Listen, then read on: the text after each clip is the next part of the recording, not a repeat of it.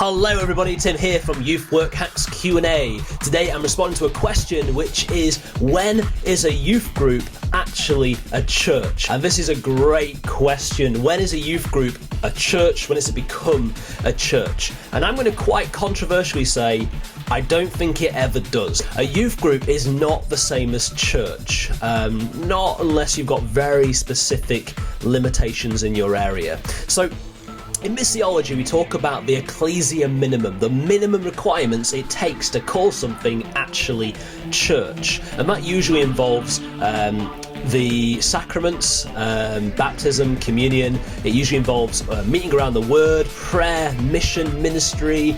It usually involves worship together. It usually involves united and diverse.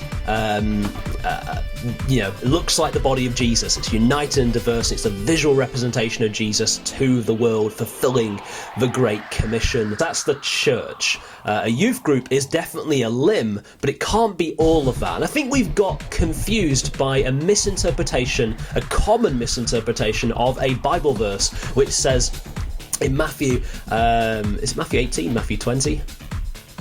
Probably should have looked that up, but it's in Matthew, and it says, when two or more are gathered, I am with them. And so people have said, look, when two or more are gathered, it's church, because church is wherever God and Christians gather.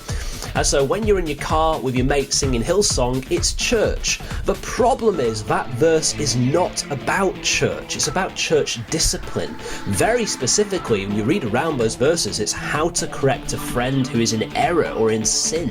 It's not about what constitutes church. So other than that one verse, nothing else says that the minimum requirements is just for Christians to hang out and God's there. Because frankly, God's everywhere. Right now, I'm alone in my house other than my cat, which is somewhere. It's always nerve-wracking when I don't know where this cat is. Anyway, God's here with me now. So I think unless you're in a very particular homogenous area, maybe you live in Neverland and only young people exist, the church should be a bigger group than just your homogenous gathering.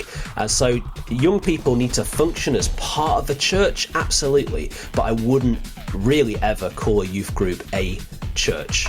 We'll talk more about youth church another time, but for me right now, probably steer on the side of caution of what a church really is, because you don't want to downplay or dilute the importance and the incredible power of what the local church itself can do. That's it from me. Oh, book recommendation.